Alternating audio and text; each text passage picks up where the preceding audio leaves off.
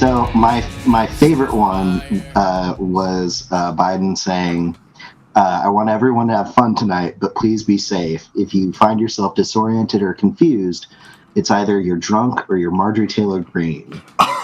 I did see that one. That was really good. I thought that was a pretty good one. Yeah. Yeah, I mean, obviously he didn't write it, but he delivered it perfectly. He did, yeah. I mean, and I've seen some of his other speeches recently where I've been less than impressed. Like, even understanding that he's got a speech impediment, mm-hmm. I've seen some where he does really, really well, and lately I haven't seen very many of the good ones. It was good to see that he was doing really well with this correspondence dinner.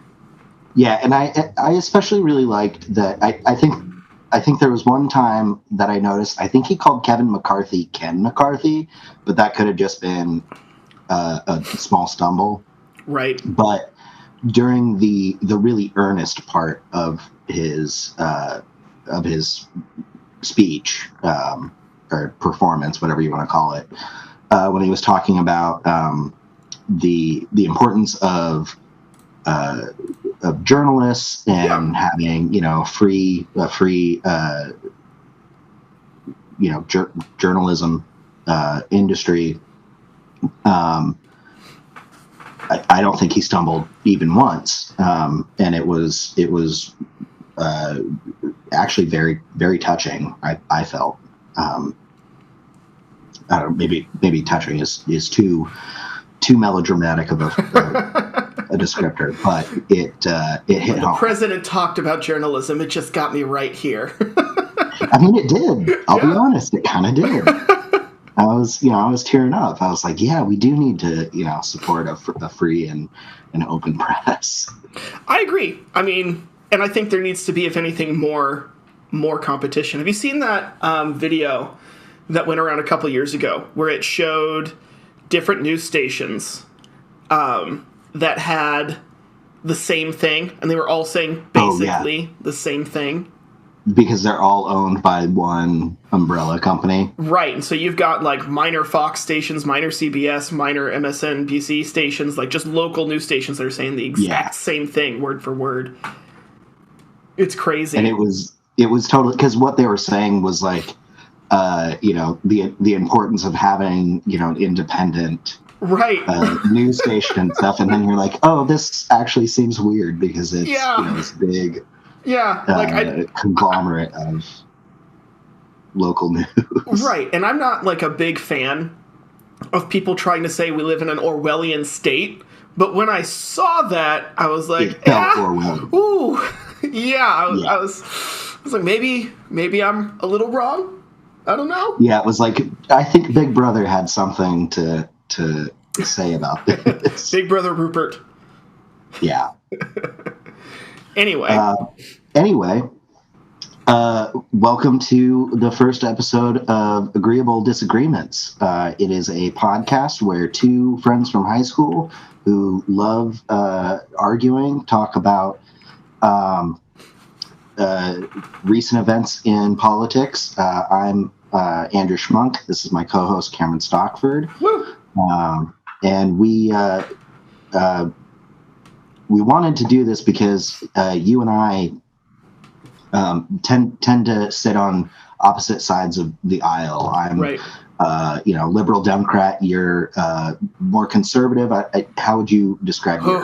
That's a great question. So, I was raised in a very strong Republican household, and majority of my family is still Republican. Mm-hmm. That being said, I would say that my family life growing up was always federal government, very strong Republican, but local government, what can we do here? What needs to be done here? And I would even say, based on what you see today in the rhetoric, I don't want to put a label on my parents or my family members that they don't think applies to them, but I would say I was raised in sort of a center-moderate Republican household by today's standards. And I would say even since then, as I've been an adult, I'm not a registered Republican because I don't like a lot of the things that they say and do. But I mean, especially the last few years, I would imagine that's. But I've never in my life had a point where I thought I could be a Democrat at the same time. Right. Because there's just too many baseline policy disagreements that we can talk about over the course of this entire series of everything. But I would say at this point I'm like either a libertarian or a right-leaning independent. Right. I mean, that's essentially kind of, at least from my point of view, that's always kind of been your preference. It's just that I think that the Republican Party has shifted so far right that they've really started to alienate a lot of the more moderate people who, you know, maybe in the past would have described themselves as, you know, definitely Republican, but now when you have, you know, people like Marjorie Taylor Greene, it's, you know, it's not the same party as it was even 10 years ago. I agree. But I would say that the Democrats have done the same kind of thing. The difference is, I don't know if there's a whack job that's Marjorie Taylor Greene level saying stuff that's as crazy and problematic as she does. But I would say the left has moved just as much, if not more so. The difference is, presentation.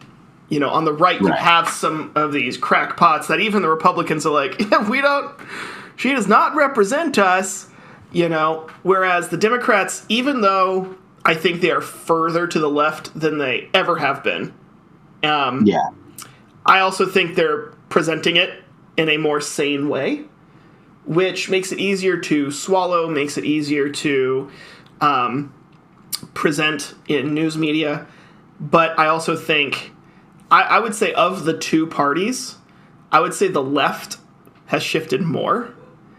Really? I would. And it's because if you look at what Republicans, when people say the Republicans have shifted, a lot of times they're looking towards the extremist groups, right? We're looking at the far right. But when you actually talk to a lot of Republicans, the general consensus is that those people are crazy. We like the same thing we liked 10, 15, 20 years ago. And that's part of the problem, is that they haven't really updated a lot of their policies with some of these new times.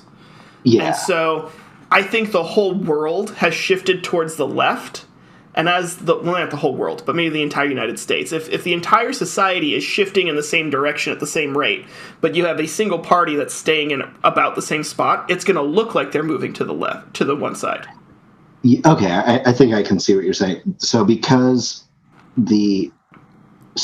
overall, and correct me if I'm wrong. I'm just trying to reword what you just said, so to make sure that I understand it.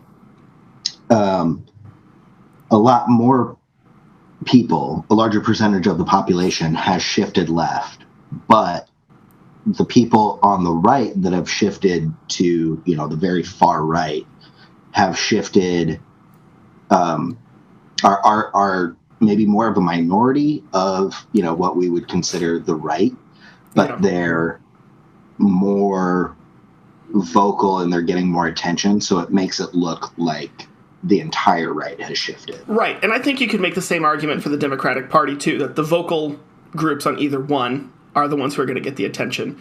Yeah. But I think for me, it's more about the core base of each party. When you look at what Republican core base, just the standard average Republican, what they're saying now is not really different than anything that they were saying under Bush.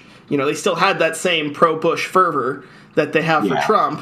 The only difference is Bush was, like him or not, more of a likable person. Yeah. Right? And I think Democrats, when you look at the changes in Democratic policy, what was the norm? It has shifted significantly. And that's the core group of Democrats tend to, I would say, and I don't want to say that they're all extremists, because they're not, but what I'm trying to say is the polarization has happened more from one side than the other. And I think as evidence of that, we can look at people like Bill Maher, who, when we were in high school, he was like one of the most left-leaning TV personalities out there, or close to it. He was like a champion of the left. And now he's like left of center, but his opinions, his positions haven't really changed a lot. Same with Piers Morgan. And that one British comedian who's got the big teeth, and I see on TikTok all the time. I can't remember his name. Russell Brand. Can't remember. Oh, Russell okay, Brand. yeah. If you were to tell me our senior year of high school that the day would come when I, as someone who is right of center or right-leaning, would look at Bill Maher, Russell Brand, and Piers Morgan as voices of reason, I would have laughed in your face, right? And I think that would speak to the shift. So for me, I've never, I don't know a whole lot about Piers Morgan and Russell Brand's politics. I know a little bit more about Bill Maher's, but not a whole lot. But I've never honestly been a fan of any of them. I mean, I like Russell Brand's comedy. Oh yeah. I think he's an insightful individual. I don't necessarily know if I agree with everything that he says, just because I don't really know where he stands. For me, what I've seen, the shift that I've seen, is the shift from, and this may not even be, a shift further to the left. It's just a shift it's more of a linear change. Sure. The shift from people like Nancy Pelosi or, who else? Trying to think of other prominent Democrats, but basically, the old guard of the Democratic Party to the new up and coming Democrats like AOC. Right. I was just going to say Ocasio-Cortez, right? Yeah. And personally, I like that shift. I think that particularly because she is from a much younger generation, and I think much more in tune with what it is that that millennials and Gen Z who are now coming into voting age. She's much more in tune with the things that matter to those generations, and to a certain extent, Gen X as well. And I think that there's I think that like when you look at Pelosi with certain policies seem to be a little archaic, I think. Yeah. And I wish I could think of something specific, but I would say like maybe her tax policies. Yeah. Her tax policies are very much 1990s Democratic Party, right? Right.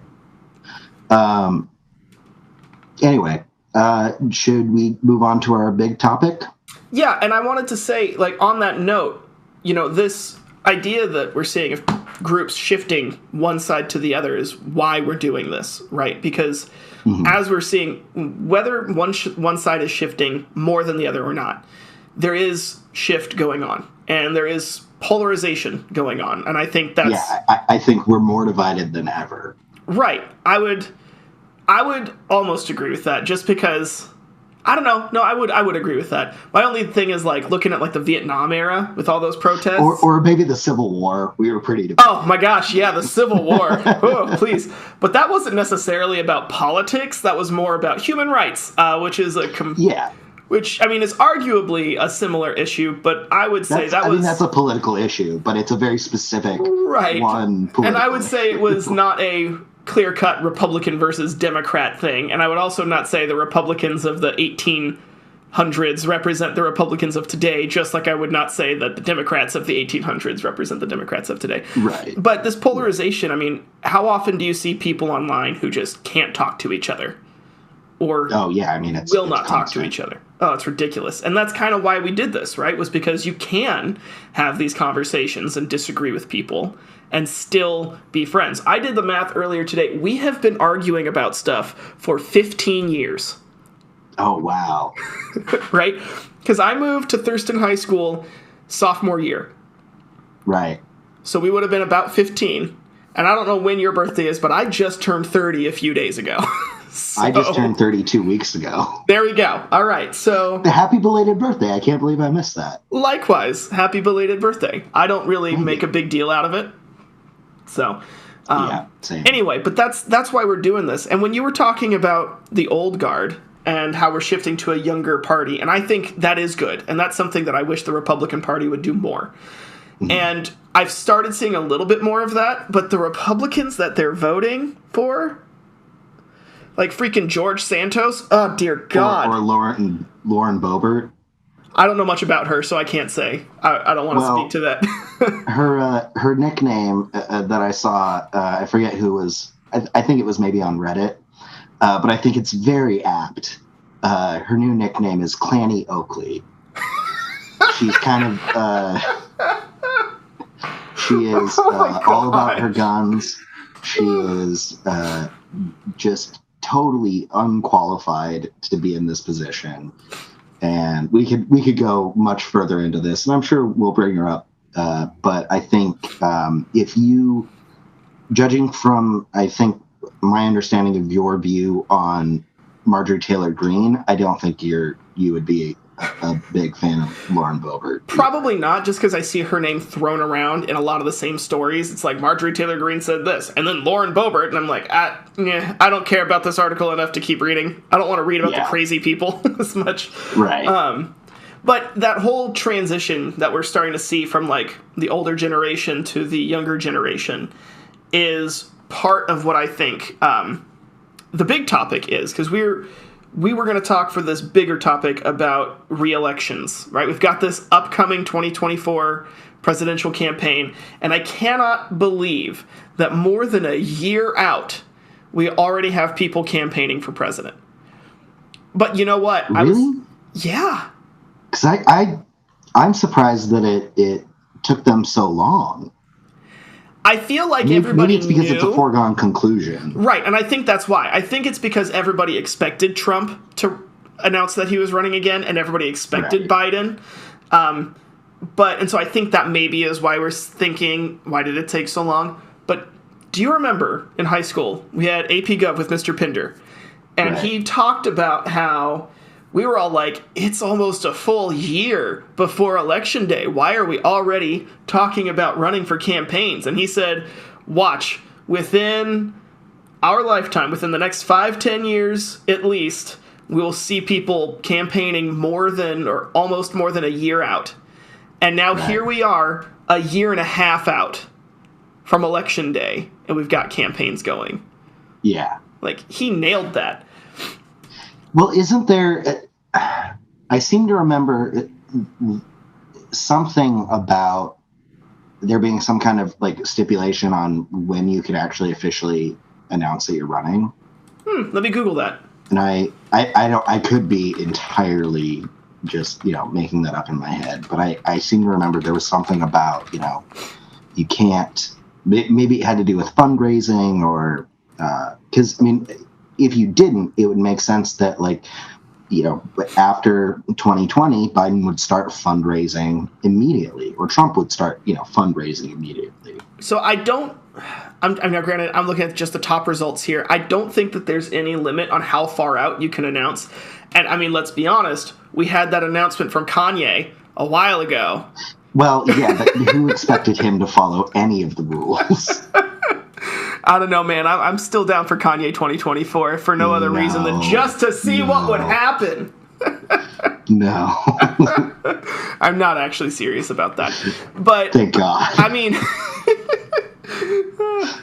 Gotta strap my Yeezys on. All right.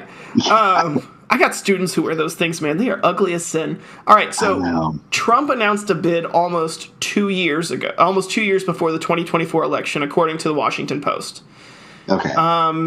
So that would have been, what, like 6 months ago? Yeah. Hold on. It's making me try and subscribe. Because, if the election's in November 2024. Right, then that would have been sometime. Well, I think he announced that he was probably going to run, and then he had his official announcement. Right. Okay, so Trump announced, he announced November 15th, 2022. Okay. But he's not the first one. The first one is actually John Delaney. Oh, wait, no, sorry. I was misreading the table. Trump was the first one for this season. And then You sure you're Nikki not thinking Haley, of John Mulaney announcing his new comedy special, which I've heard is fantastic. I really liked it. It's definitely a departure from what his other ones have been, but when you watch it, it'll make sense. Okay. This is not an endorsement for Netflix. It is, however, an endorsement for John Mulaney. Yes. Fantastic comedian. Today's episode is brought to you by Hubris. Do you have an idea for a political podcast despite having no podcasting experience and only a pedestrian understanding of the American political landscape? Try Hubris, providing white men with undeserved confidence since the dawn of time. So, yeah, Trump announced November 15th, 2022. Since then, we've had Nikki Haley announce. Okay. And she announced on Valentine's Day of this year. Okay. And then this looks like it was published. Yeah, this was published in February, so it doesn't have Biden on here yet. Right. But I don't think there's any rules on campaigning for president in the United States. But I know in some countries they do. Like, I don't know if this is true or not, but a friend from Germany, when he actually came here, was like, I don't understand why you guys do this for so long. In Germany, we only do it for 6 months leading up to Election Day. Yeah. Yeah, it's much shorter, and I don't know if it has to do with the fact that they also have a lot more parties than, I'm sure that helps. Republican Democrat dichotomy that we have. But yeah, it's a much shorter race. And I wonder if we did something similar to that, if we would have had this much polarization. Because when you think about it, even though Trump didn't announce his reelection until 2022, it's been talked about for the 2 years leading up to that. We've been absolutely. People, and even during Trump, there were people talking about Biden running. So even though they weren't officially campaigning, it's like we're constantly thinking about the next election, not the one that we're currently in. And I think that's part of the problem. Well, I think Trump even had like a, quote unquote campaign rally while he was still president. Well, I mean, he was running for re-election, or do you mean like after Election Day, but before swearing in? Yeah. Okay. Yeah.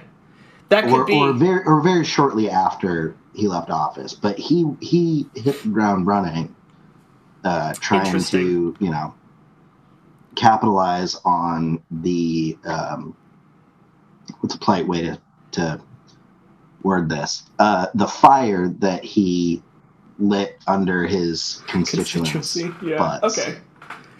I see what you're saying. Yeah. I mean, because if you've got that energy, capitalize on it while you've got it. I mean, yeah. Like him or hate him. Please don't. I mean, hey, like him or hate him, you got to respect that hustle right there at the very least. Respect is a strong word. Wow. That's a t-shirt right there. Respect is a strong word. We go. That's our first bit of merchandise. Right. So Biden announced re-election. Let's start there. What do you think? Right. What do you think about Biden announcing his re-election? I mean, like we already said, it was a foregone conclusion. We all knew that he was going to run. I don't see anyone else. I mean, I'm sure there's going to be other Democrats who, run against him in the primaries, but I think we all know that Biden's going to get the nomination, barring some, like some completely unpredictable event. So, have you not seen that the Democratic National Committee says that he's running unopposed? Oh, no, I didn't. They're not even letting debates happen. No way. Uh-huh. Okay, I don't like that.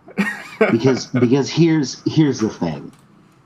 One of the things that I think that's really important about the primaries is that, I mean, obviously debates are important because it lets you know who the candidates are, who's going to support Right now I'm talking about, between Democrats and Republicans in the general election.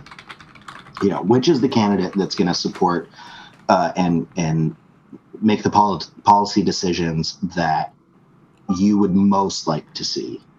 Right. And it's sometimes that's a fairly easy decision. Sometimes there's a little more nuance, and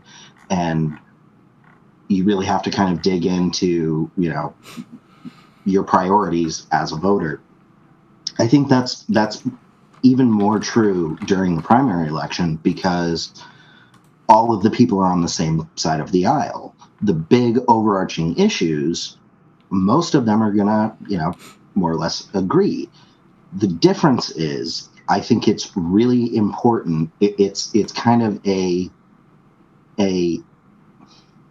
maybe a litmus test for, what do we need to focus on, not just as the individual candidates, but as a party, whether it's Republicans or Democrats. But what do our constituents really want from this party? And, right. And you get that a lot more, I think, in the primaries than you do the general election. I agree. So not having him run unopposed, I think basically means that the platform that he's going to run on is, or could be, just a rehashing of the same platform he's had all along. Now, what I will say, one thing that I do like about Biden is, he has a very long political career, and I think he has done a really good job of not staying stagnant in his positions and changing his mind and his policies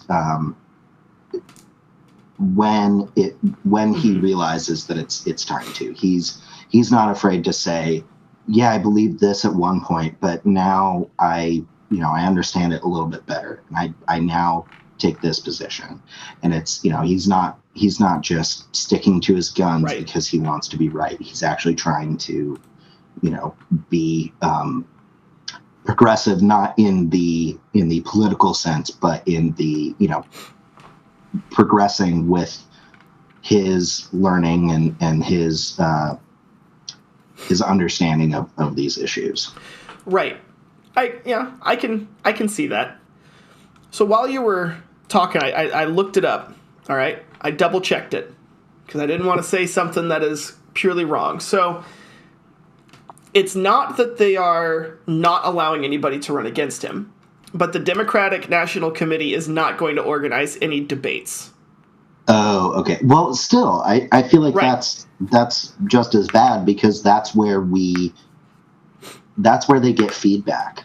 Right. And that's where we can see, I agree with him on this and the stuff that he's saying, when he releases like a statement to the press or something. Right. But I think it's really important that he be challenged on some of these other ideas. Right. Well, and we don't have that unless there's a debate. Well, I think it's important to note, too, that just because the Democratic National Committee isn't organizing the debates doesn't mean that there won't be any debates. For all we know, CNN could say, hey, we're going to organize one ourselves. That being said, the national committees for each party are kind of the big people who push for these debates. Right. So, Robert F. Kennedy Jr. and Marianne Williamson, according to Vox, are not happy. They're not happy with it. But, I think... Let me ask you this question. So you've told me, what you think about him running. You've told me what you think about him running unopposed. But I want to know, yes or no. Do you like him running, or would you prefer somebody else? Let me start by saying I think that Biden is one of the most effective presidents we've had. I really like that what he's done with undoing a lot of the climate change things that Trump stripped away, in particular the Paris Agreement. Sure. I really like that he codified same-sex marriage into national law. I think he's handling the situation in Ukraine very well. He's not getting us, too deep into it, but he is supporting them. Sure. And I think rightfully so. And I also really like what he's done with student loans. I think he's made a lot more impact on that than probably any other president. What I will say, I think I am worried about his age, and I don't say that because I'm worried that he is, going to be, feebly minded. I think that's a pitfall that a lot of people fall into when they talk about his age, because by the end of his second term, if he is reelected, he'll be 86. Jeez. That would make him the oldest elected president, right? Because Reagan wasn't even that old. Yeah, he's the oldest president we've ever had. I will say, I think a lot of people take that criticism of him and turn it into, his mind's going to be slipping. And I think we've seen pretty definitely after the 2020 election that a lot of that rhetoric was actually just Russian propaganda that was actually pretty effective. More what I'm concerned about is I think it's time to have some more diversity in this leadership position, but all leadership positions, because without representation from a diverse group of leaders, we really can't address as effectively things like systemic racism, the gender wage gap, all different kinds of things. I mean, all the reasons why diversity is a good thing. And I think it's time for us to have somebody who's not an old white man. So I would rather have somebody else run than just, have another old white man. So I think that is hilarious. Not that you hold that position, but just the fact that in the 2020 election cycle, right, leading up to Biden's election, that was a big thing I heard. Like, we're all tired of old white men running the country. And I'm fine with that. I don't have a problem with that opinion, that baseline. I just thought it was hilarious that there was so much no more old white men, no more old white men. And then everyone voted for the old white man. Yeah. I thought that was hilarious. Yeah, because I think, to his credit, he does have a lot of experience and he's effective. He was effective as a senator. He's been effective, whether you agree with his decisions or not. Right. He has gotten a lot done in his presidency. I think, there maybe were some other. He definitely wasn't my first choice in the 2020 primaries, but I mean, given the choice between him and Trump, there's really no choice there. So let me ask you this quick question. Who was your top choice in the 2020 primaries? With that whole jigsaw puzzle of candidates that the Democratic Party presented. I don't really know. It's honestly, and I know I just said, it's time for us not to have an old white man. And this is in contrast to me in 2016 when I did not really support this candidate. Not that I, was against him. It just wasn't my first choice. But I would have liked to see Bernie. Okay. All right. I think he had You're feeling the burn. Well, I just think that he was very aggressive about a lot of policies that I really wanted to see change in. I will say, if there's any old white man that I think could still handle the pressure, stamina, and energy needs of the presidency, it would be Bernie. Like, if there's anyone who I would look at and say, yeah, that man's still got enough get going, kind of levels of energy that we need as in a leader, it would be him. Granted, some of that energy I feel is like get off my lawn energy, but it's still. I think we need a little bit of that. You know what? Yeah, it's not a bad thing, right? I think his ability to get, to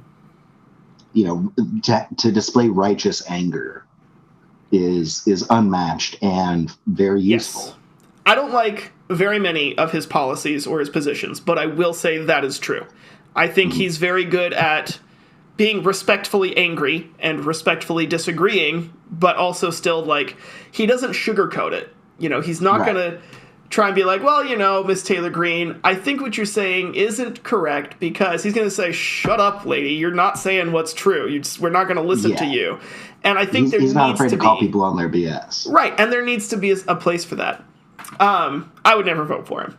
I don't think I could rightfully, as someone who has studied communist history professionally, right, especially with Eastern Europe, right? My focus in grad school is Eastern European modern history. Right. I don't think I can,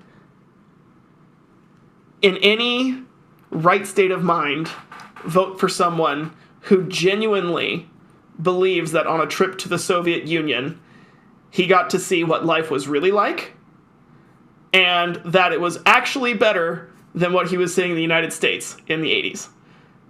I am not familiar with that, but he talks all the time about that, about his trip to the Soviet Union in the 80s, where he's like, it actually wasn't that bad. There was tons of this. We had a great time. Like, yeah, but you were being shown around by young people who were finding ways to work it out. Like, I've done some oral histories of people who were the same age at the same time.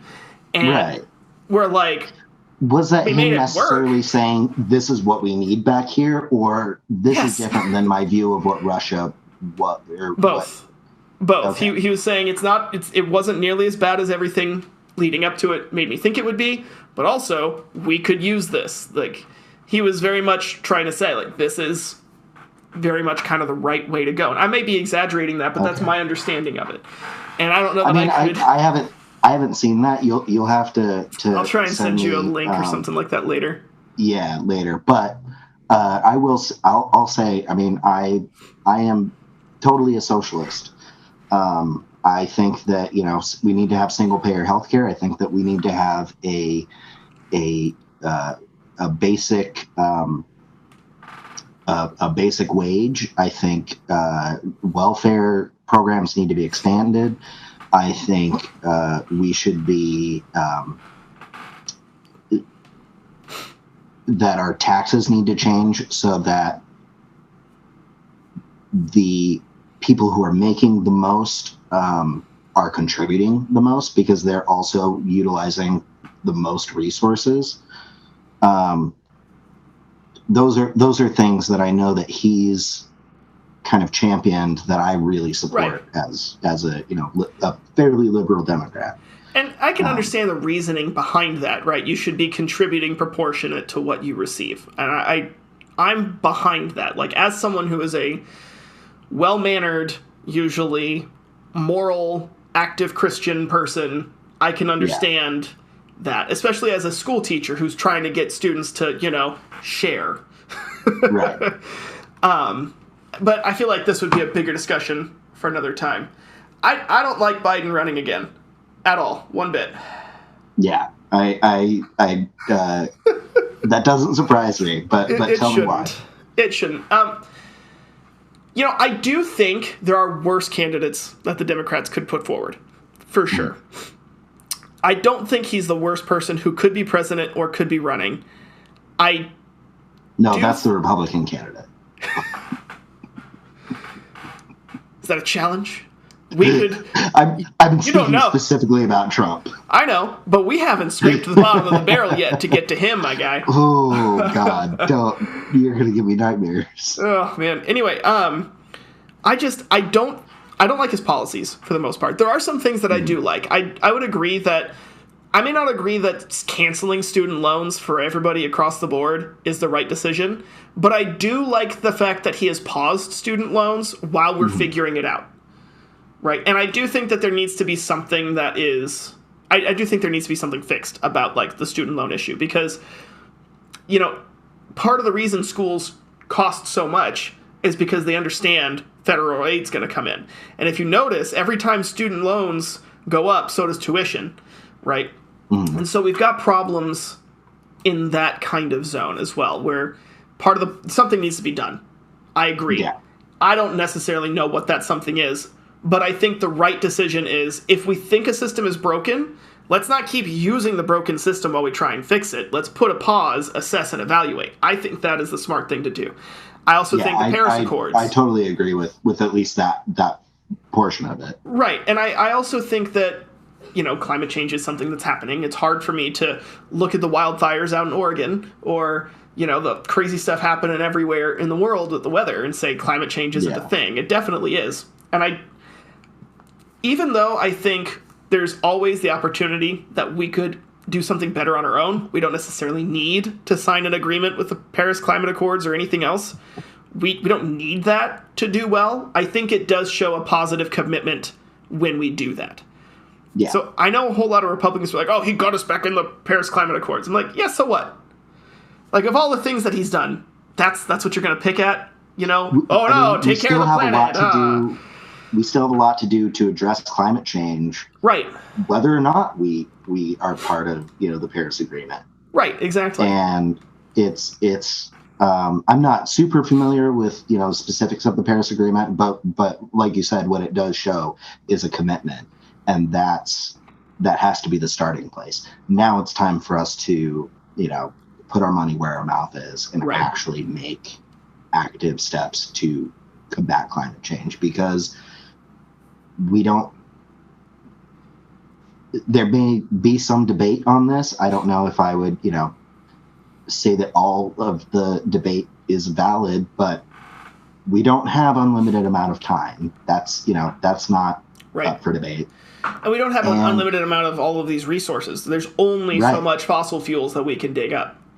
Right. It's a one-way track, and we can't reverse it. All we can do is make it better, and the longer we argue about, just the existence of climate change, the longer the shorter amount of time that we have to actually fix it, so that, we're not living in an oven by the time that you and I are, Biden's age.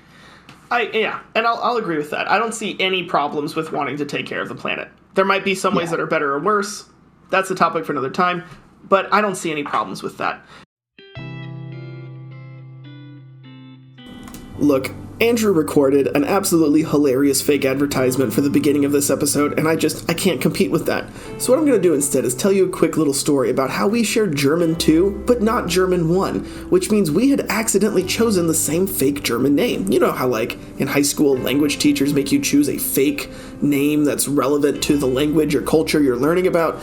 We had to do that, and we both chose Johann. So when we took German 2, and he was seated right in front of me, because we were seated alphabetically, his last name was Schmunk, my last name was Stockford, we were right next to each other, we're both Johann, the teacher made him, because his name came first in the roll, Johann der Erste, or Johann the First, and made me Johann die Zweite, or Johann the Second. And I'm still bitter about that. This episode is brought to you by Pointless Anecdotes. What I don't like about Biden is, a big part of it is his age. And that's a big part of why I don't like Trump either. I would like someone younger, right? The minimum age for a presidential candidate in the United States, according to the Constitution, is 35 years old. Right. The last time we had somebody even near that age get elected was Kennedy. Yeah. How old was Kennedy? He still wasn't that young. I think Obama was like 44. Right? Well, let me double check. Kennedy was 43. And let me check Obama. 47. Oh, 47. Okay. Yeah. So I would like to see more youth, if for no other reason than the energy level and mental capacity. Not to necessarily say, I'm not going to come out and say that Biden isn't all there or Trump isn't all there, but you can't tell me that an 80-something-year-old is going to be functioning at the same level as a 45-year-old. Yeah. I mean, I even if mean, it's just physical ability to keep up and stay awake during the nights or to process information quickly. And I'm not saying that it's bad to be that old and be in charge, but I feel like we keep talking about things needing to change in each party, but we're voting for the generation of people who got us these problems in the first place and aren't talking about fixing them. right. And also, I think a lot of them are focused on, and this is a criticism that I have with the Democratic Party. I think a lot of the issues that, the old guard in the Democratic Party and just, U.S. politics in general, Right. but those, the people that, are the old guard, the issues that they care about aren't necessarily the issues that are the most important to people of our age or, future generations, or even the generation before us, Gen X. And I think I think it's time that we have more of those voices so that we actually can be represented rather than having our parents tell us this is what you need to be doing. Right. Now, another thing as well, though, is you brought up how a lot of criticisms of Biden are that he's not all there kind of a thing, but that's been Russian propaganda. Not all of it is. I mean, yes, a lot of it was Russian propaganda. A lot of it was Russian propaganda, and a lot of it they is were very effective with it. Right, and I'm not going to deny that. But a lot of it was also him. And a lot of it continues to be. Now, I understand, like, I've done public speaking before. I understand you go off script, you're going to stutter, you're going to stumble, you're going to jump around your story a little bit, especially for someone who has a speech impediment. But not just that, there's also, like, turning to shake hands with someone who wasn't there. Yeah. I mean, he's clearly mentally declining, and I don't think it's anything that's his fault. It's just his age. I think we're going to see the same thing if Trump gets reelected. I think we're going to see and we have seen the same kind of stuff from him. The man can't complete a sentence. The difference is, and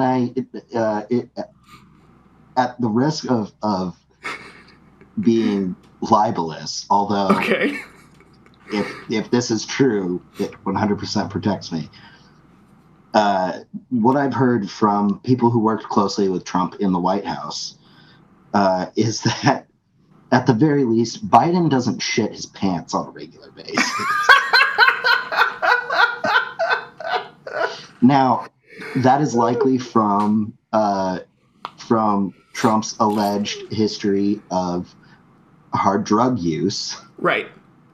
But if we're talking about mental acuity, I think we can both agree Biden's got a bit of an edge there over Trump. I think when it comes to comprehending the problem, I think when it comes to maybe completing a point, but when it comes to, like, awareness of surroundings, I would disagree. Ooh. Just because, here's the thing. I can see how you're viewing that.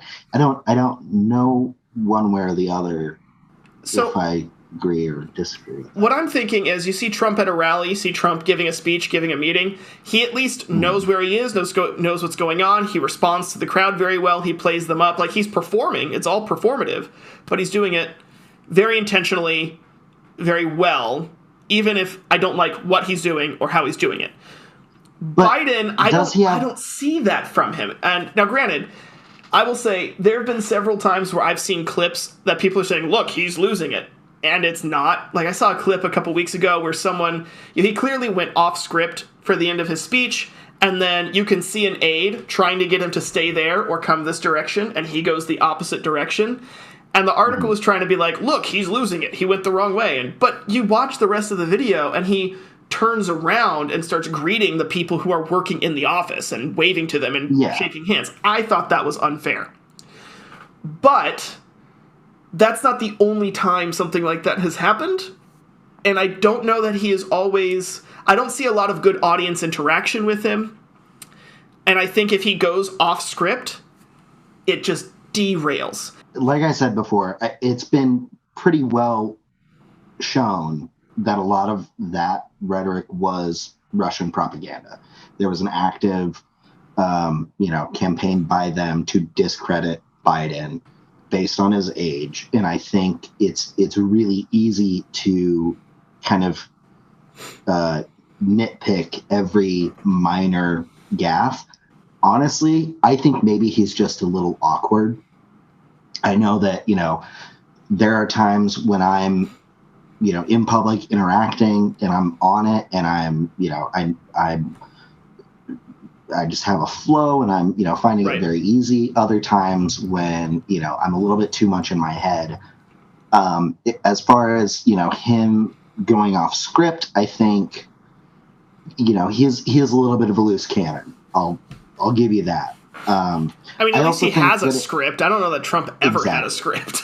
Well, and that's the big difference, is that at least when Biden is, maybe struggling, if you want to use that term, struggling to make a coherent point, he's staying on the issue and he is trying to make a definite point. Trump is just talking to hear his own voice, and he doesn't actually have any position on or understanding of the issue to have a position. And I think that that's very clear from, the fact that when, he talks about, oh, we have the biggest, the best, he's just using these words that, are grandiose and make him feel like he's, a big, important man. So my only real point with that is, as far as Biden goes still, yes, a lot of it was proven to be Russian propaganda. That was stuff taken out of context.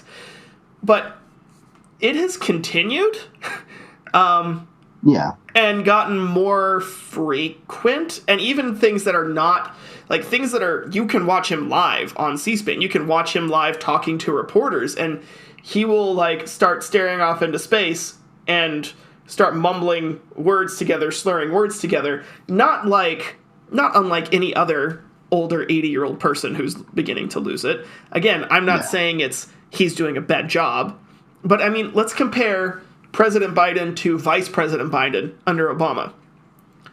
Rarely, if ever, did we see anything like that, right? Oh, I don't think that's true. Really? Maybe I just wasn't paying as much attention at that point, but I don't... Well, I think a lot of it may be that he's more in the spotlight now, so we have more of an opportunity to see that. That's fair. But I also think there could be a lot of other reasons for that, other than, he's losing it due to his advanced age. And that's fair. It could be that he is losing it because of his advanced age, but I think the jury's...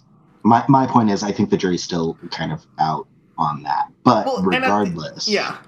I think we both agreed that we would like to see somebody younger in the White House. I think that's the bottom line here. And I will concede that I've never met the guy. I've not had any kind of close contact to him. So everything that I don't know about you. Have you ever met President Biden? I have not. Okay, so then both of us, we're just talking about things that we're seeing being presented to us, whether it's through some kind of media. So, at the end of the day, we're both doing the best we can with what we got, right? And I think that's important for most people to realize about everybody. Everybody's just doing the best they can with what they got. Trump. I feel like this is going to be a much shorter discussion. Yeah. All right. I'm going to jump out on a limb here. I don't know that anyone's going to see this coming. I'm just going to say that you don't like him. Oh, no, I love him. Oh, what? No, I think he is an abhorrent person. I think he is a terrible politician. I think that he never had any interest in actually being president or an effective president. Right. I think it was just about him stroking his own ego and being in a position of power. And I would rather see any other person on the Republican ticket, except for the fact that I think if he is on the Republican ticket, I think it's pretty safe to say that the Democrats are going to win. I don't know. But before we get to that, I don't like Trump either. But I will concede a few things. One, I agree, he doesn't really talk very coherently. I don't know that I've ever seen him really complete very many sentences. But there have been a few times where he has spoken very coherently, almost like he's broken character. And I wonder how much of what we see is an act to try and get everything. And I mean, politics at the end of the day, you are going to be performing to one degree or another. But, you know, like, take, for example, when he's debating Hillary Clinton and they're talking about taxes, there's a shift in how he talks when he goes, well, of course I don't pay on my taxes, but it's because of stuff that her friends wrote. It's because of things that, and her friends don't pay taxes either. She doesn't do it either. I'm not doing anything illegal. I'm just doing exactly what the law says. And he didn't go off topic. He didn't go off task. He didn't do his typical SNL kind of what you see them do about him, which I think is hilarious. Alec Baldwin and the current guy. I can't remember the current guy's name. Whoever the guy doing it now is spot on. But I can't think of his name, but he's a great impressionist. Yeah. But I feel like when you watch that clip and then compare it to literally any other clip of Trump talking, it's like, wow, okay, he's thought this through. This is an actual reasoned argument. So I wonder how much of the rest of it is an act. I can see that. I will say I've got mixed positions on his policies. Didn't like the climate accords thing. Didn't like how buddy-buddy he was with Russia. Or North Korea. That being said, I don't mind the attempt to increase or improve relations with countries that we're struggling with. I just don't know that he was doing it the right way. And I did like his tax reform basic idea. Not all of it, but I liked that where the the tax cuts came from was mostly lower and middle class people, right? I paid way fewer. I paid much more in taxes.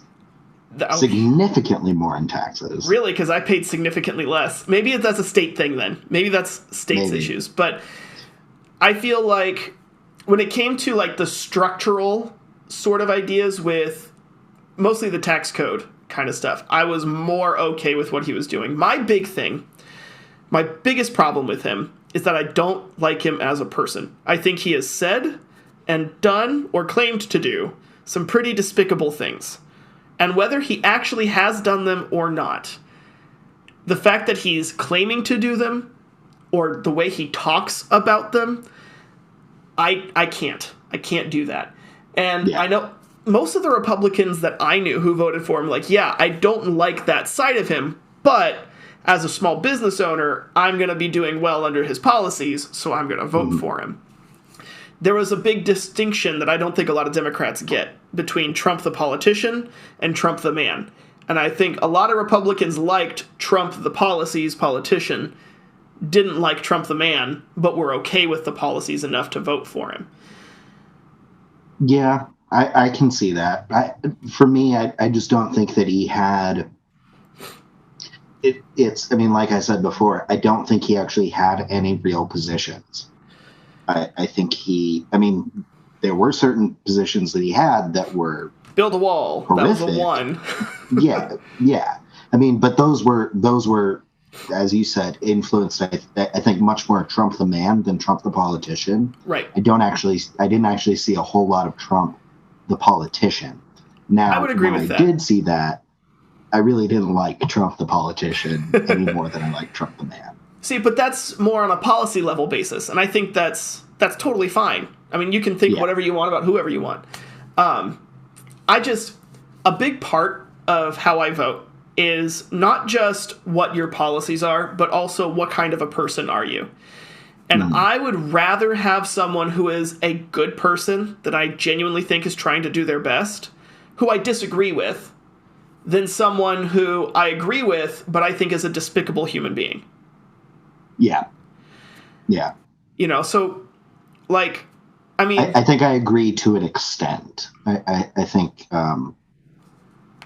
there are certain cases where, people have messed up as people and still been very good politicians. Yeah. Right. I mean, look at John F. Kennedy. Yeah. Right? And did some really adulterous, morally wrong things, but still did a lot of good things as a president. I mean, I don't know that anybody could have handled the Cuban Missile Crisis the same way that he did. You know, of course, every president's got pros and cons, but yeah, I think you'd be hard-pressed to find a president or any person who could run for president who is a perfect mixture of like your policies and like you as a person overall. I think you're always going to have some amount of dislike on both. Yeah, I would agree. Should we move on to our closing segment? Sure. Yeah, let's talk about your predictions. How did you do? Okay. Well, before we go into this, let's explain what we're doing. Oh, yeah, that's smart. Cameron and I have decided each episode we're gonna each write down 5 predictions on what the other's position is going to be, and we're still figuring out kind of what the stakes are, and how we're going to structure it. But we're gonna at some point we'll tally up who has won each episode, and we'll do something with that. So my predictions are, my first one was that you'd bring up Biden holding on to classified documents, which I don't think I did not. No, but here's the thing, okay, I don't want to dig into that too much. I do think that's bad, but I bet you that's something that every president has done, and we're just now finding out about it. So, I want to be like mad. The Hillary's email thing. She is not the first Secretary of State to have a private server. Right, exactly. Yeah. Yeah. So, okay. So I did not get that one. Okay, all right. Which is really surprising. I totally forgotten about that. Right? I mean, it just goes to show you how many other things we have. Right. All right, keep going. So my second one was that your main reason for being against Biden running again would be due to his advanced age. All right. Yeah. I think that's pretty safe. I'll give you that. In fairness, that was my reason too. Yeah. So. I mean, I also don't like some of his policies. I don't like a good amount of his policies, but I feel like it's less him and more the Democratic platform as a whole. Yeah. But yeah, I would give you that one. That's fair. The second one, which you did, you got it in there right at the last second. Oh no! It's that the reason that you don't want Trump to run is because he is an amoral person. Oh, yep. Gosh darn it. I had that. Well, I'm going to leave this up to you because I feel like this may just be a rewording of the thing about Biden's advanced age. I said that you would want somebody younger and more moderate to run on the Democratic ticket so that you wouldn't have to vote for Trump and you wouldn't have to abstain from the vote. I would almost give you that one. Not because I think it's different enough, but I don't know that I said I would want someone more moderate so I could vote. I won't count that. Because I could always vote Libertarian or Green if I wanted to. Well, okay, and this one I'm gonna bend the rules, but there's a reason. Sure. If not Trump, who would you like to see run on the Republican ticket? Or who would you like to see get the Republican nomination? I'll be honest with you. This is a 2-part answer. The first part is I haven't paid enough attention to the current Republican body on an individual basis. I've been doing, the bigger things, the party platforms and movements, but I haven't been paying attention to what the individual ones are saying as much. I don't know that I pick one person right now. I don't know that I would. I want that to be clear. First and foremost, the people who are either announced running or rumored to run wouldn't choose any of them. Okay? Because I know you want me to say Ron DeSantis or whatever the Florida guy is. No, that's not who I guessed. Really? You were going to guess Mitt Romney then? Is that your second option? No, really? No. Oh, gosh. I think that I actually will surprise you. And okay, I let's think hear it. maybe actually no, you tell me first. No. If you had to pick one person. Me. Okay. I was going to say Liz Cheney. No, not really.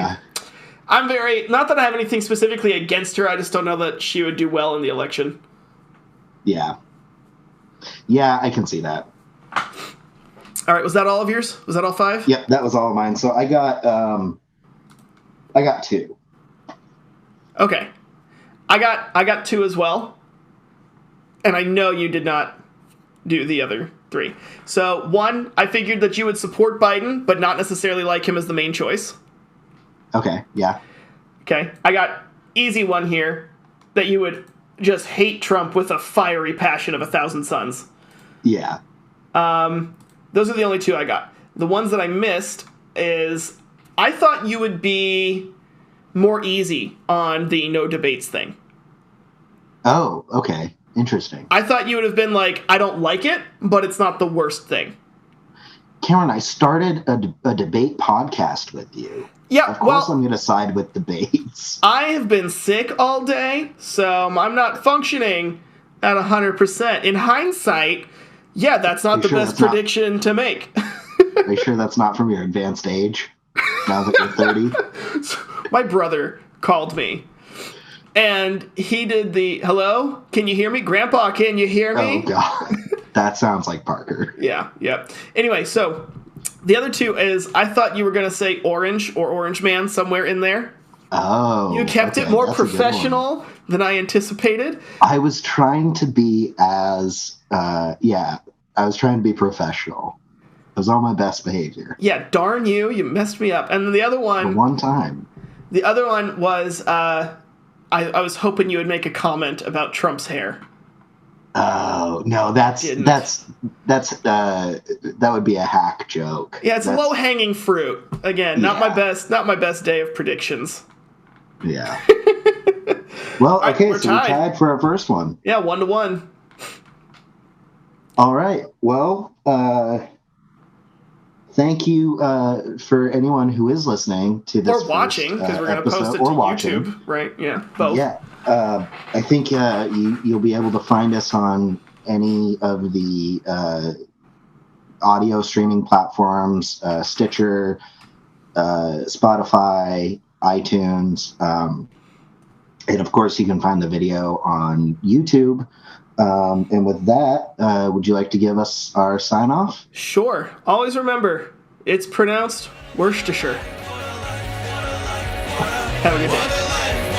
All right.